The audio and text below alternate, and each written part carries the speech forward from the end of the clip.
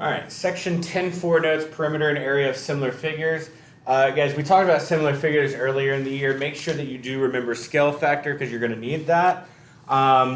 If the scale factor of two similar figures is A over B, then the ratio of their perimeter is also A over B. Because remember, perimeter is just measured in units, so we don't have to change anything.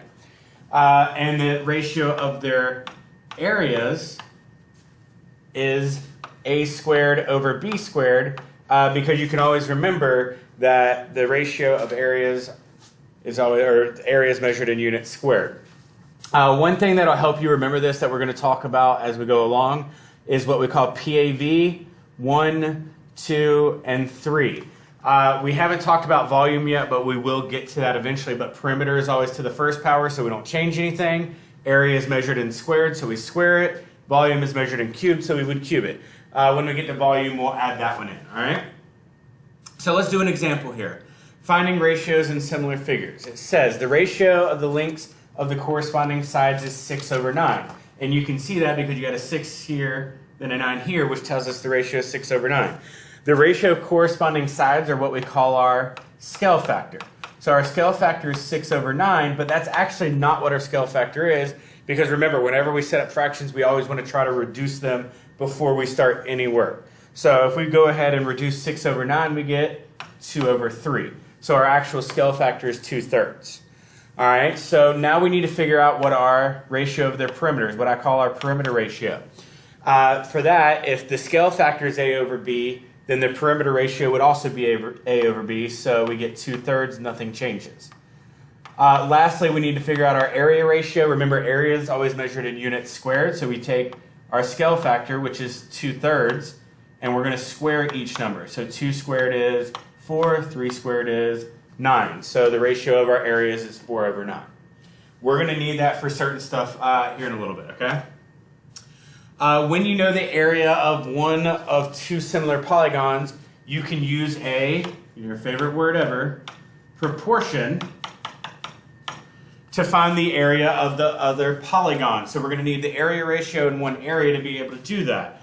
An example of that would be like number 2 here. It says the area of the smaller regular pentagon is about 27.5 centimeters squared. So one thing I would consider doing is write the 27.5 with this one because it is our smaller one. That way we get to see it visually where it's supposed to go. They want us to find the best approximation for the area of the larger regular pentagon. So we're dealing with area. So the first thing I need to do is I need to figure out what my scale factor is in this problem. We just read a ratio of our sides, which is 4 over 10. And again, that's not our scale factor because it's not reduced yet. We take 4 over 10, we reduce it to 2 over 5. We can go ahead and write all of these out. Our perimeter ratio would be 2 over 5. And then our area ratio, remember we're going to take both those numbers and square them. 2 squared is 4, 5 squared is 25. All right? Now, because we're dealing with area, we're going to use this area ratio right here. All right? So when we do our area ratio, we're going to start with 4 over 25. And then we're going to set that equal to something else, which is a proportion that we're going to use. Now, the key is making sure you know the 4 actually comes from the 2 that was right here for our scale factor. So the 27.5 needs to go on top, all right? Which means we're trying to find the bottom of that, so we're going to put an x, and then we're just going to use cross multiplication. 4 times x gives us 4x. Then we take 25 and multiply it by the 27.5, and we get 687.5. Go ahead and divide by 4 to get x by itself, and we get 171.9 centimeters squared. The closest one to 171.9 would be C. All right? On the back, the first problem we have, it's an agricultural problem. We're going to apply area ratios. It says, during the summer, a group of high school students cultivated a plot of city land and harvested 13 bushels of vegetables that they donated to a food pantry. Next summer, the city will let them use a larger, similar plot of land in the new plot. Each dimension is 2.5 times the corresponding dimension of the original plot. How many bushels can the students expect to harvest next year? Now, this is an area question, so think of it this way. You're doing a rectangular plot. You don't know what the dimensions are right now, and you can do 13 inside of it. So that's the area of it. It would be 13 considered, right? Now they're going to take whatever this was, the dimensions, and they're going to take each side and they're going to multiply it by 2.5. Now, instead of having to do all that work, it's actually easier just to go ahead and use that as our area. Guys, if they're going to do both of them by 2.5, and we know its area, we're just going to take that 2.5 and square it. If we take that 2.5 and square it, it's going to give us 6.25. So the area is going to increase by 6.25. Well, the area of the first one was 13. So all we really have to do is take that 6.25 and multiply it by 13, and it'll tell us how many bushels we can do for the next year.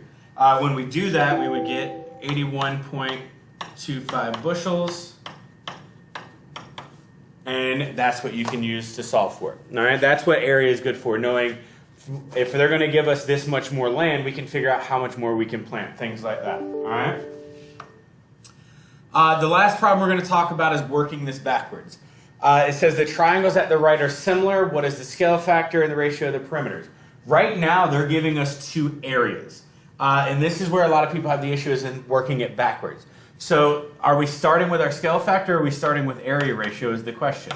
We're actually starting with area ratio, which would be 50 over 98.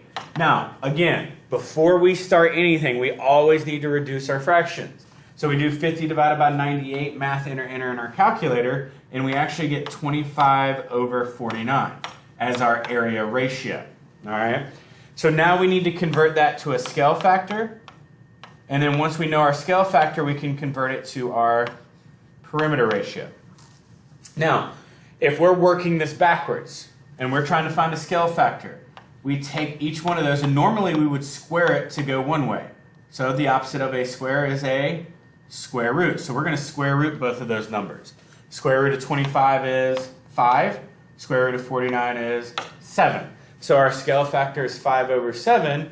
And as we know, if our scale factor is 5 over 7, then our perimeter ratio is also 5 over 7. Just as a look ahead, you can probably automatically assume when we do volume, instead of squaring something, we're actually going to cube it. Hopefully you guys know that from earlier years of math. All right. So those are your notes for this section. Make sure you have them completed for class.